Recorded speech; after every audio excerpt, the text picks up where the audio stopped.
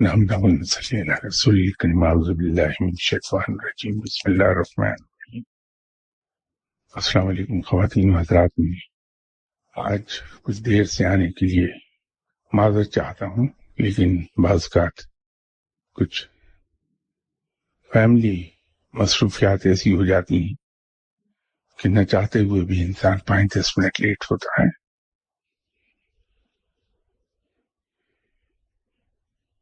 آج ایک سوال خواب سے متعلق کسی صاحب نے پوچھا ہے کہ خواب کی تعبیر معلوم کرنے کے لیے کوئی وقت ہے یا کسی بھی وقت خواب کی تعبیر معلوم کی جا سکتی ہے۔ روحانیت میں خواب کے بارے میں 2 چیزوں کی احتیاط کا کہا جاتا ہے۔ ایک تو یہ ہے کہ دوپہر 2 بجے سے پہلے میں رپیٹ کر دیتا ہوں کہ دوپہر 2 بجے سے پہلے اپنا خواب سنائیے۔ 2 بجے کے بعد خواب نہ سنائے، ضائع ہو جاتا ہے۔ دوسری چیز یہ ہے کہ خواب سنانے میں ایک احتیاط لازم ہے کہ کسی ایسے صاحب کو خواب سنایا جائے جسے علم تعبیر حاصل ہے۔ آپ صلی اللہ علیہ وسلم نے اس سلسلے میں تاکید فرمائی تھی کہ خواب صرف ان اصحاب کو سنائیں جن کے بارے میں آپ کو پورا یقین ہو کہ وہ علم تعبیر رکھتے ہیں۔ اس کے بغیر خواب سنائیں گے تو جن کو آپ نے خواب سنایا ہے وہ اس کی تعبیر جو بیان کریں گے آپ صلی اللہ علیہ وسلم کے فرمان کے مطابق، اس کی تعبیر خواہ کتنی ہی اچھی کیوں نہ ہو، تعبیر ویسی ہی ہو جائے گی جیسی ان صاحب نے کہی ہے۔ اس لیے بعض اوقات خواب ضائع ہو جاتے ہیں۔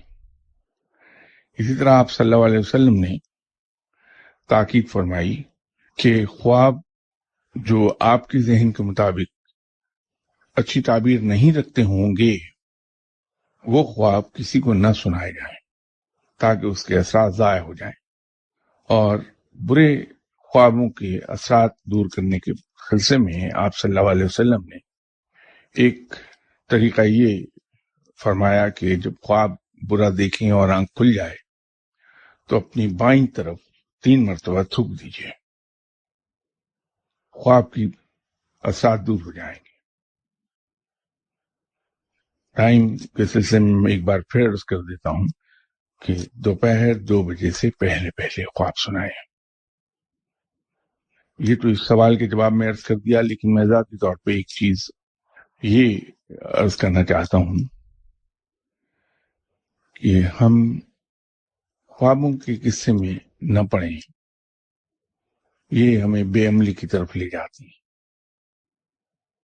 نہ صرف بے عملی کی طرف بلکہ ہم غیر مسلموں کی طرح شگون لینے لگتے ہیں مختلف چیزوں سے۔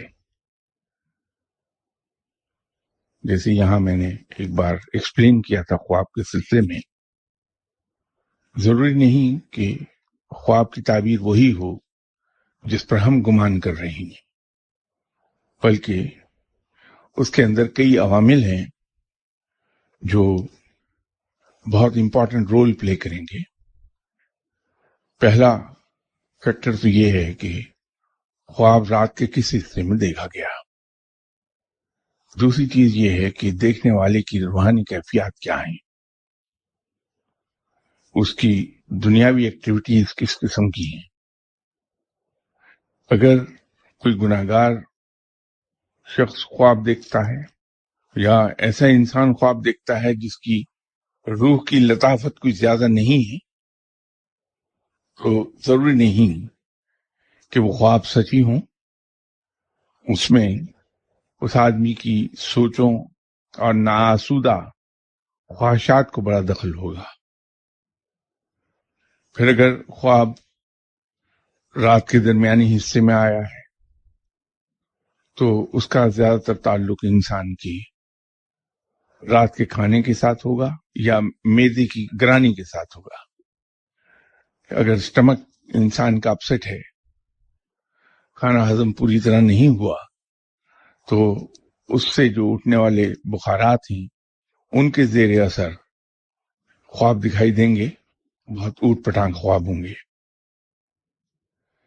لیکن نماز فجر کے وقت یا اس کے بعد دکھائی دینے والے خواب اگر نیک آدمی ہے کوئی وہ دیکھتا ہے تو وہ عام طور پہ سچ ہوتے ہیں. یہ جو علم رویا ہے، علم خواب ہے، خوابوں کا دکھائی دینا ہے، اس کے ذریعے جو اطلاعات ملتی ہیں، ان نبوت کا 86واں حصہ ہے. بدقسمتی سے مسلمانوں میں انگریزوں کے دور میں ایک صاحب ایسے آئے جنہوں نے اسی ایک حدیث کا فائدہ لیا کہ خواب نبوت کا 86واں حصہ ہے. تو انہوں نے اپنے خواب پہلے بیان کرنے شروع کیے اور اس کی بنیاد پر یہ کہا کہ چونکہ خوابوں کا سلسلہ، علم رویا کا سلسلہ اب بھی جاری ہے، اس لیے نبوت کا سلسلہ خدا نخواستہ منقطع نہیں ہوا. ایسا قطعی طور پہ غلط ہے. ایک معمولی جز کل کا بدل نہیں ہو سکتا. اگر پورے لباس میں سے ایک چھوٹا سا ٹکڑا کسی کے ہاتھ آ جائے تو وہ یہ نہیں کہہ سکتا کہ میرے پاس پورا لباس موجود ہے. یہ دلیل قطعی طور پر غلط ہے. کسی انسان کو سچے خواب آنے کا مطلب نبوت سے اس کا تعلق نہیں ہو سکتا. یہ 86واں حصہ ہے، بہت معمولی حصہ ہے، لیکن غلط طور پر ان صاحب نے اس کی دلیل دی اور ہم میں سے کچھ لوگ بہک بھی گئے اور ان کے پیروکار ہو گئے، جو کہ قطعی طور پر غلط، باطل ہے وہ بات.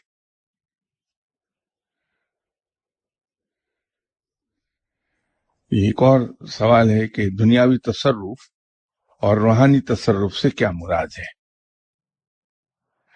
دیکھیے، بنیادی طور پر تصرف متشق ہے صرف کرنے سے، خرچ کرنے سے، استعمال کرنے سے. تصرف اسی سے نکلا ہوا لفظ ہے.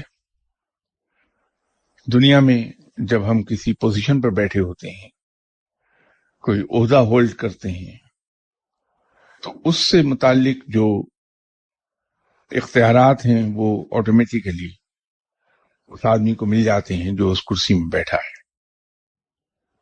تو ان اختیارات کو جب وہ استعمال کر رہا ہے، استعمال جب کرتا ہے تو وہ تصرف کہلاتا ہے کہ اس آدمی کا تصرف فلاں جگہ تک ہے. گورنمنٹ کے اندر مختلف پوزیشنز ہوتی ہیں، اس میں ہماری فائنینشیل پاورز ہوتی ہیں کہ ہم ایک سرٹن اماؤنٹ تک کا وہ عہدے کے ساتھ منسلک ہے، وہ بات کمنسریٹ کرتی ہے with the position one is holding.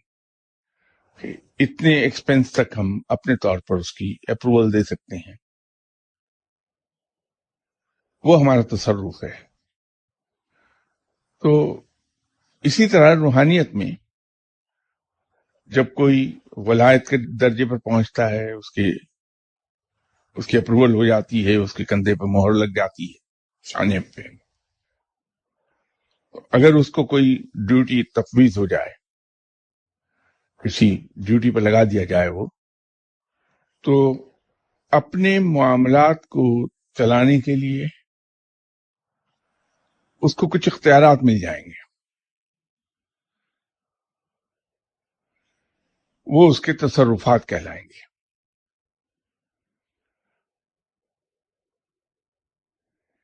عام طور پر اولیاء کرام جب دنیا سے چلے جاتے ہیں تو ان کے تصرفات ختم ہو جاتی ہیں، ان کا اختیار ختم ہو جاتا ہے. بالکل اسی طرح کہ اگر کوئی فیڈرل سیکریٹری بھی ہیں تو بہت پاکستان میں سب سے زیادہ سینئر پوزیشن ہے، بہت پاورفل پوزیشن ہے، کتنے ہی دبنگ سیکریٹری کیوں نہ ہوں، لیکن جب وہ ریٹائر ہو جائیں گے تو ان کے اختیارات، ان کے تصرفات سلب ہو جائیں گے اس ریٹائرمنٹ کے ساتھ ہی. بعد میں اگر انہیں کوئی کام کرانا ہے تو وہ جو سیکریٹری ان کی جگہ کرسی میں آ کے بیٹھے ہیں ان سے سفارش تو کر سکتے ہیں، لیکن از خود کسی چیز کی اپروول نہیں دے سکتے. ان سے کہہ سکتے ہیں کہ یہ میرے جاننے والے ہیں، میں ان میں انٹرسٹڈ ہوں، یہ کام کر دیجیے ان کا. لیکن مرضی اس کی ہے جو کرسی میں بیٹھا ہے، جو کہ عام طور پر ایسے آدمی کا ماتحت ہی ہوتا ہے. ان کے ریٹائر ہونے پر ان کی جگہ پروموٹ ہو کے آتا. اسی طرح روحانیت میں بھی یہی سلسلہ ہے کہ جب تک کوئی صاحب کرسی پر ہیں، ان کا حکم چلتا ہے، ان کا حکم جاری ہوتا ہے، تصرفات حاصل ہوتے ہیں.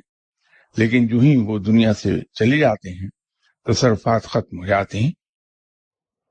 لیکن اس میں کچھ ایکسیپشنز موجود ہیں. کچھ لوگوں کو رب تعالیٰ نے ان کے عبادات سے خوش ہو کے، ان کے اعمال سے خوش ہو کے ایسی پوزیشن عطا فرما دی جو مستقل ہیں. ان کو دنیا سے گئے ہوئے ایک زمانہ ہو گیا ہے، لیکن وہ تصرفات ان کے ہیں، ان کا حکم جاری و ساری ہے. بابا سید تاج الدین اولیاء اس کی ایک مثال ہیں. جناب خواجہ غریب نواز صاحب ایک مثال ہیں. جناب داتا گنج بخش رحمۃ اللہ علیہ صاحب اس کی ایک مثال ہیں. تو ایسے کچھ بزرگ گزرے ہیں دنیا میں جن کے تصرفات ان کے دنیا سے اٹھ جانے کے بعد بھی جاری و ساری رہتے ہیں. بہرحال تصرف کا مطلب ان اختیارات سے ہے جہاں تک کوئی عہدیدار جا سکتا ہے، خواہ وہ دنیاوی عہدیدار ہو یا روحانی.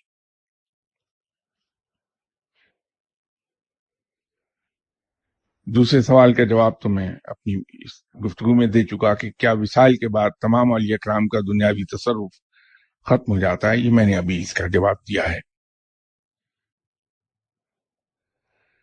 تیسرا سوال بھی وہی ہے کہ کیا تمام اولیاء اللہ کا وصال کے بعد بھی روحانی تصرف قائم رہتا ہے. یہ تو جواب ابھی میں پیش کر چکا آپ کی خدمت میں.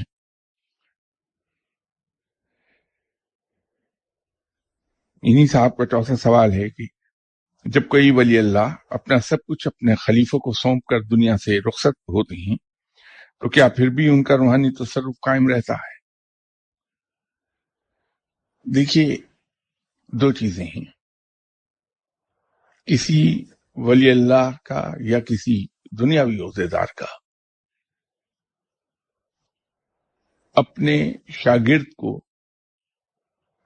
سب کچھ سکھا دینے کا مطلب یہ ہوتا ہے کہ اس عہدیدار کے پاس خواہ وہ دنیاوی عہدیدار ہے یا روحانی عہدیدار ہے، جتنا اس کے پاس علم تھا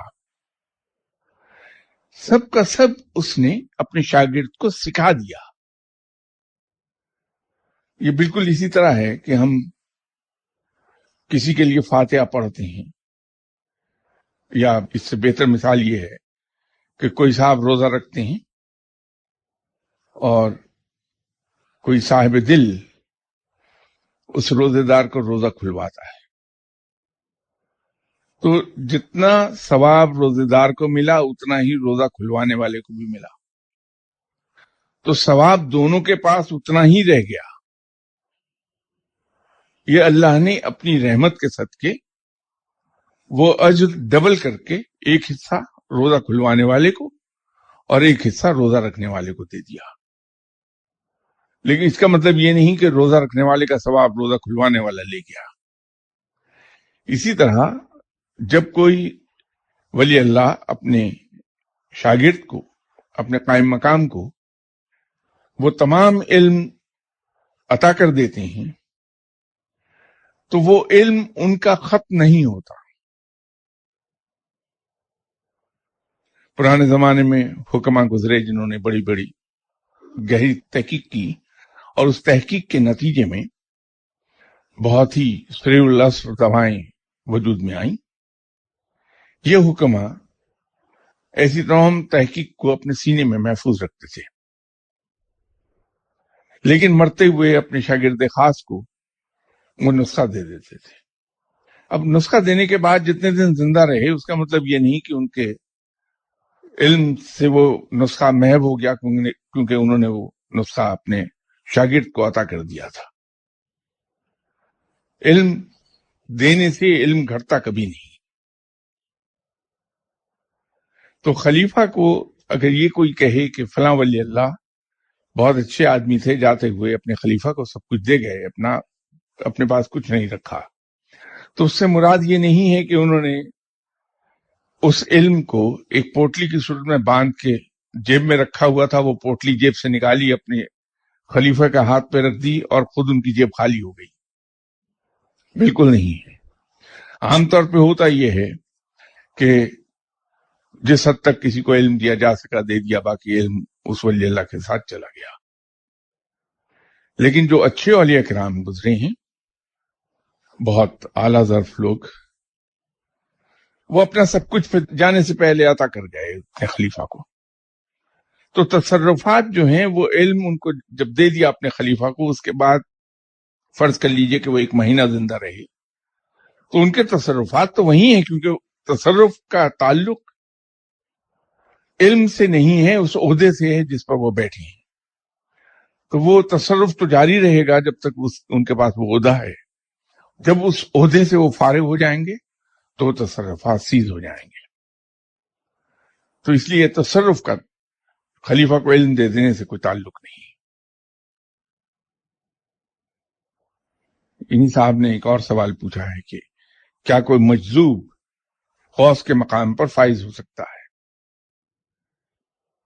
شاید میں نے گزشتہ اتوار ہی یہ عرض کی تھی کہ سالک اور مجذوب یہ 2 طرح کے اولیاء کرام ہوتے ہیں. فرق ان دونوں میں یہ ہے کہ مجذوب عشق الہی میں اتنا ڈوب جاتا ہے کہ ہوش و حواس کھو دیتا ہے، اور سالک عشق الہی میں تو مبتلا ہوتا ہے لیکن اس کے ہوش و حواس قائم رہتی ہیں. غوث چونکہ ایک بہت سینئر پوزیشن ہے، اس لیے انہیں بہت سے فیصلے کرنا ہوتے ہیں. یہ ایک اسائنمنٹ کا نام ہے، اور یہ اسائنمنٹ ایسی ہے کہ مختلف ان کے جو ذیلی عہدیدار ہیں ان سے ان کے پاس بہت سی تجاویز آتی ہیں جو کہ انہوں نے ایگزامن کرنا ہوتی ہیں اور اس پر حکم جاری کرنا ہوتی ہیں. بہت سی تجاویز ایسی ہوتی ہیں جن پر یہ خود تو حکم جاری نہیں کرتے، بلکہ ان سے اوپر جو کونسل ہے اس کو ریفر کرتے ہیں یا اپنے ریکمنڈیشنز کے ساتھ. تو اس کے اندر ریکمنڈیشن باہر ہوتی ہیں جی. تو اس کے لیے انسان کو ہوش و حواس میں ہونا ضروری ہے. تو آج تک میرے علم کی حد تک تو کوئی مجذوب کسی ایسے عہدے پر کبھی فائز نہیں ہوا.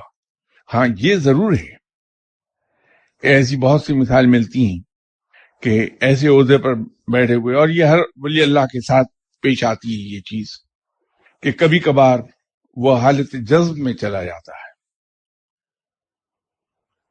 اور اس حالت جذب میں اب تک کا میرا تجربہ تو یہ ہے کہ دوسروں کو نقصان ہی ہوا پھر، کیونکہ وہاں اس کا ذہن بے قابو ہے، وہ عقل کو چھوڑ چکا. اس کی زبان سے جو اس وقت لفظ نکلے گا وہ ہو کر رہے گا، اور بڑی تیزی سے ہوتا ہے، اور عام طور پر وہ حالت جوش میں بولتا ہے، اور پھر ایسے الفاظ ہی بولتا ہے جس سے دوسروں کو نقصان ہو جائے. کوشش یہ کرنی چاہیے کہ اگر کوئی سالک کبھی حالت جذب میں آپ کو مل جائے تو اس سے دور ہو جائیے. معلوم نہیں کہ وہ کس طرف کو پلٹے گا، عام طور پر نقصان ہو جاتا ہے.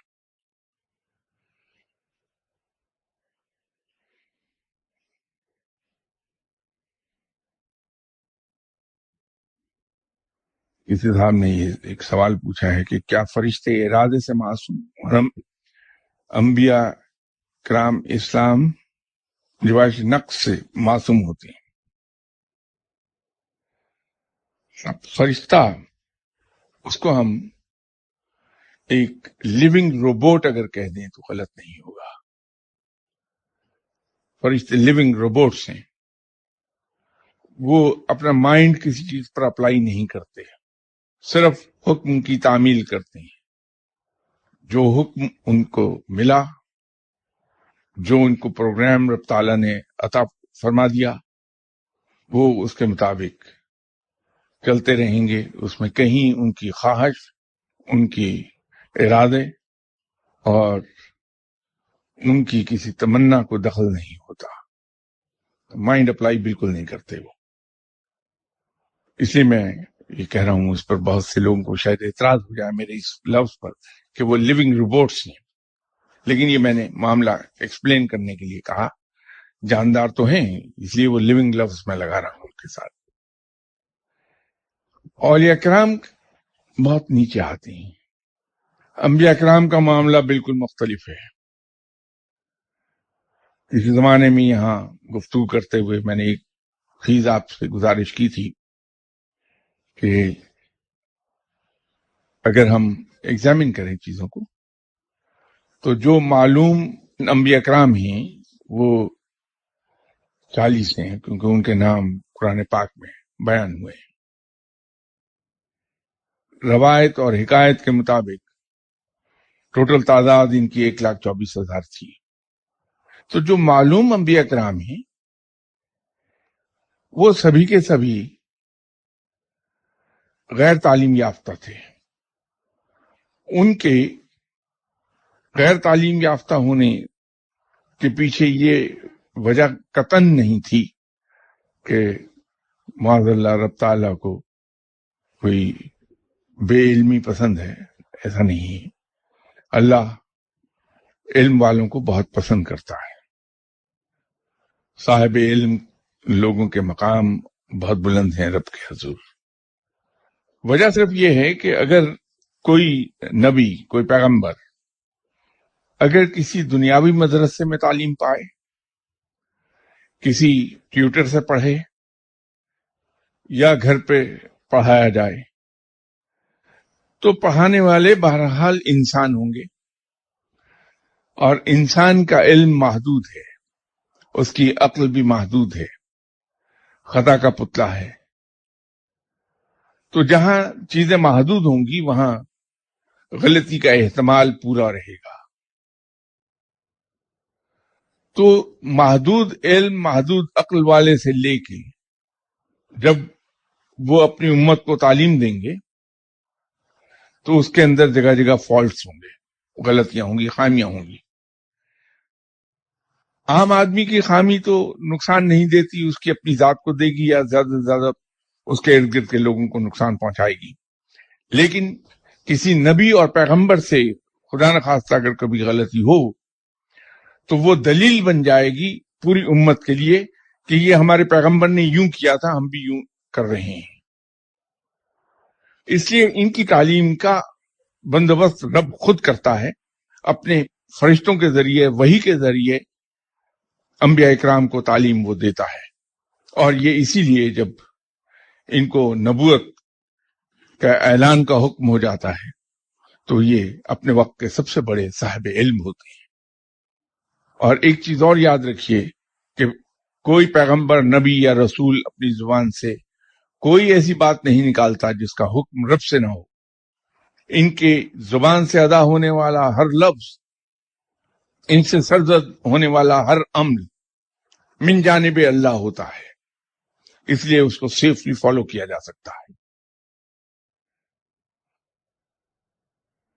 دوسرا سوال انہوں نے اولیاء کرام کے بارے میں وہی پوچھا اور ابدال کے بارے میں پوچھا.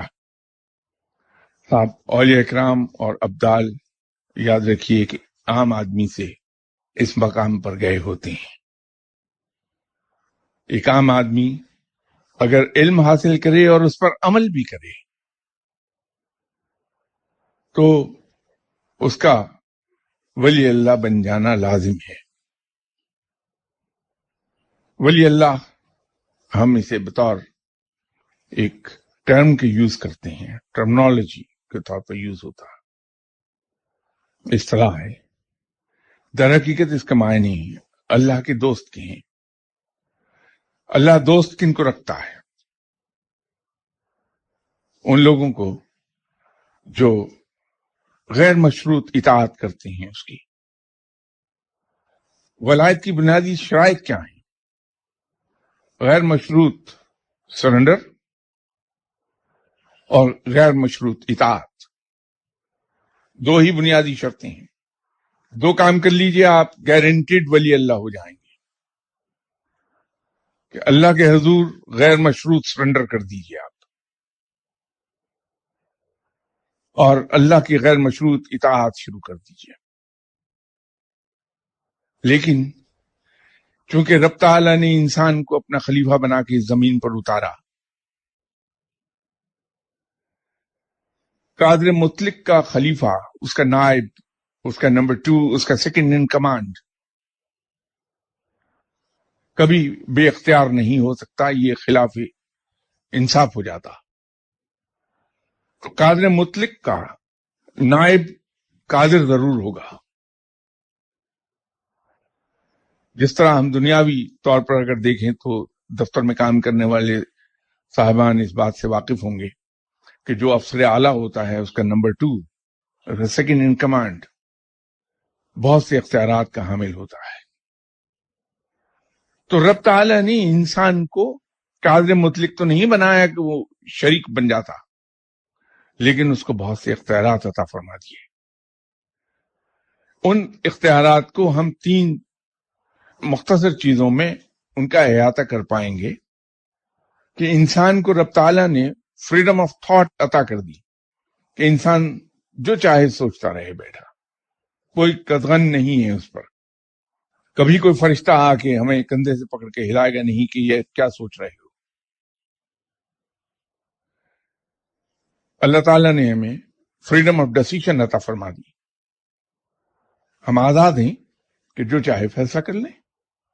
اور تیسری چیز ہمیں فریڈم آف ایکشن عطا فرما دی کہ ہم جو چاہے کر لیں، چوری کرنا چاہیں بالکل کر لیجئے، ہماری ثوابدید پر ہے۔ لیکن جب ہم اللہ کے حضور پیش ہوں گے تو ہمارے ساتھ کیا ہوگا، وہ ایک علیحدہ کہانی ہے۔ ہمارے تمام اعمال کا ایک ایک چیز کا حساب لے لیا جائے گا۔ تو وہ ایک پیرامیٹر جو سیٹ کر دیا، اس کے اندر ہمیں آزاد کر دیا کہ جو چاہے ہم کریں، لیکن اس پیرامیٹر کو سٹیپ اوور نہ کریں کبھی۔ جو آدمی اس کو سٹیپ اوور کرتا ہے اس کی سزا پاتا ہے۔ یہ بالکل ایسا ہے کہ آپ اپنے کسی ماتحت کو، اپنے کسی ملازم کو گھر سے بھیجتے ہیں کسی کام پر کہ فلاں چیز لے آؤ اور اس کی قیمت اتنی دینا اور اس کی کوالٹی یہ ہونی چاہیے۔ آپ نے اس کو پیسے دے دیے اور بھیج دیا۔ جو ہی وہ گھر کے دروازے سے باہر نکلا، اب وہ آزاد ہے، چاہے تو وہ ڈبل پرائس پر وہ چیز خرید لائے، چاہے تو سب سٹینڈرڈ چیز خرید لائے، لیکن گھر آنے پر اس کے ساتھ جو سلوک ہوگا وہ ایک علیحدہ کہانی بن جائے گی کہ جاب کھو دیتا ہے، ڈانٹ ڈپٹ سنتا ہے، کیا کرتا ہے کیا نہیں کرتا، لیکن ہے وہ آزاد کہ اپنی مرضی وہاں اختیار کر لے۔ تو بین ہی انسان اس دنیا میں آزاد ہے، تو اللہ تعالیٰ نے اس کو وہ آزادی دے کے بھیجی، یہ اپنا مائنڈ اپلائی کر سکتا ہے چیزوں پر۔ تو جو اپنا مائنڈ اپلائی کرنے کی صلاحیت رکھتا ہے، جس کو آزادیاں اللہ نے عطا فرمائی ہیں یہ تینوں، تو وہ اس کا پاؤں کسی وقت بھی سلپ ہو جائے گا۔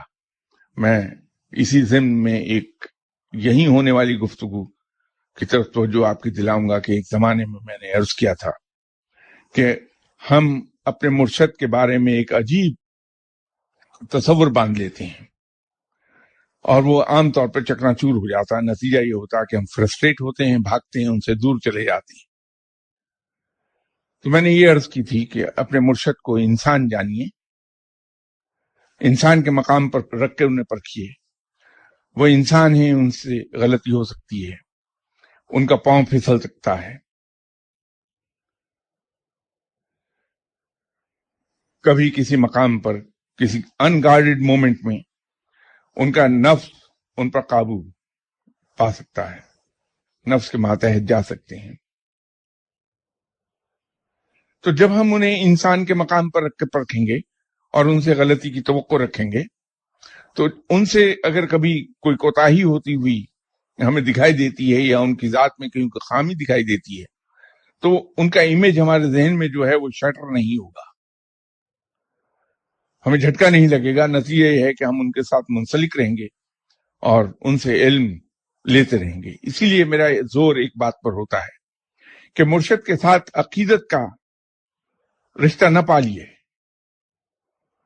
ان کے ساتھ شاگرد کا رشتہ پالیے کہ ان کی ذات سے آپ کو وہ چیز لینی ہے جس چیز نے انہیں مرشد کا مقام عطا کیا ہے، جس چیز نے انہیں ایک عام انسان سے ولی اللہ بنایا ہے، ہمیں اپنے مرشد صاحب سے وہ چیز لینا ہے۔ یہ رشتہ جب آپ پالتے ہیں تو توقعات کم رہتی ہیں اور پھر عام طور پر ہمارا دل ٹوٹتا نہیں، اور ہماری نظر اپنے مقصد پر رہنی چاہیے۔ آبجیکٹو کیا ہے ہمارا کسی مرشد کے ساتھ اٹیچ ہونے میں، کہ اس سے ہمیں علم لینا ہے، اور روحانیت کا علم صرف کتابی علم نہیں ہے کہ لیکچر دے دیا جائے اور اس سے کوئی سیکھ لے، بالکل نہیں سیکھتا کوئی۔ اس کے سیکھنے کے ڈھنگ بالکل مختلف ہیں، دنیاوی علم سیکھنے سے بالکل مختلف ہے۔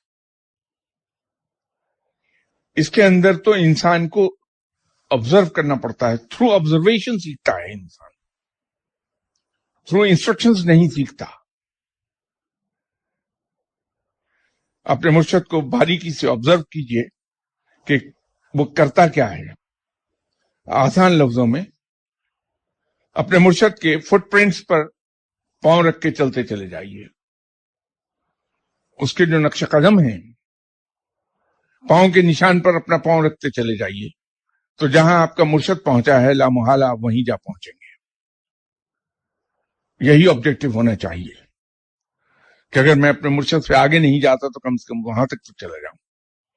ویسے تو یہ ہے کہ انسان کے دل میں خواہش یہ ہونی چاہیے کہ میں اپنے مرشد سے آگے چلا جاؤں، لیکن اس کے باوجود احترام یہی رہنا چاہیے۔ ایسے لوگ گزرے ہیں دنیا میں جنہوں نے اپنی ترقی کی اناؤنسمنٹ رکوا دی کہ میرا مرشد میرے ساتھ ہے۔ یہ احترام کے خلاف ہوگا کہ میری ترقی کا اعلان ان کے سامنے کر دیا جائے۔ احترام جب تک نہیں ہے سیکھا نہیں جا سکتا۔ آپ کسی کو فالو کر ہی نہیں سکتے، اس کے نقش قدم پر چل ہی نہیں سکتے جب تک کہ اس کے ساتھ انتہائی احترام کا رشتہ نہ ہو۔ تو احترام کا رشتہ قائم رہنا چاہیے، اور اس کے بعد آبجیکٹو یہ رکھیے ان کی ذات پر نہ جائیے، ان کو ایسے مقام پر نہ بٹھا دیں جو سپر ہیومن کا ہو، ورنہ خود آپ کو ٹھیس لگے گی۔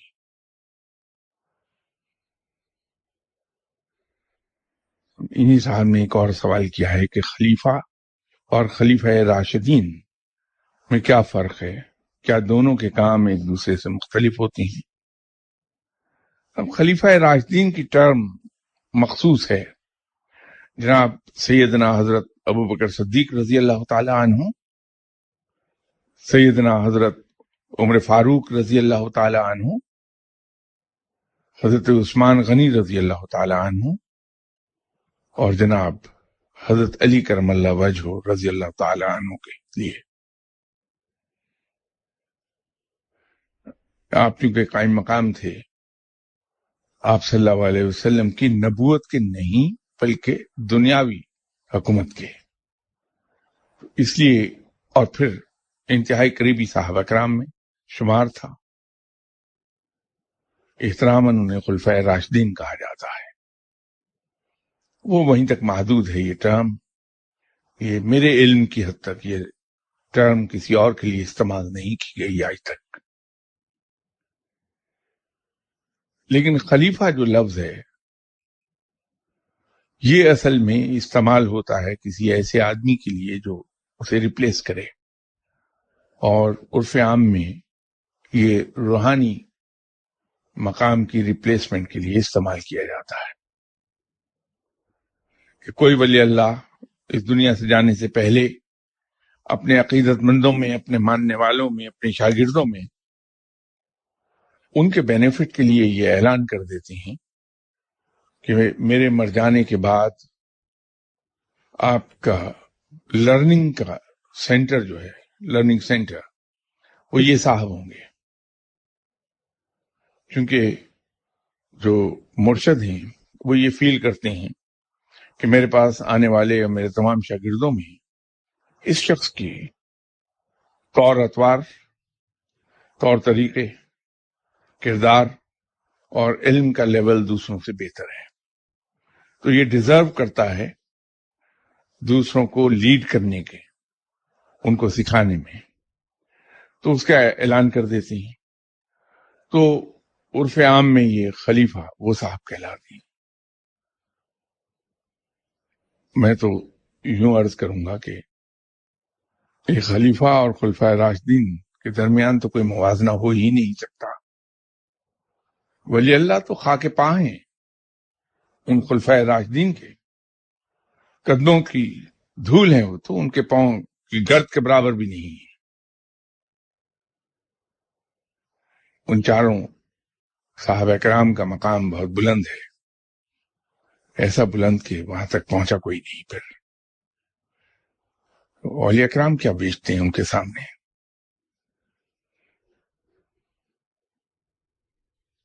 کسی صاحب نے پوچھا ہے کہ جناب بابا بلے شاہ رحمۃ اللہ علیہ صاحب کی شخصیت اور مقام کے متعلق آپ جو کچھ بتا سکتے ہیں وہ بتا دیں.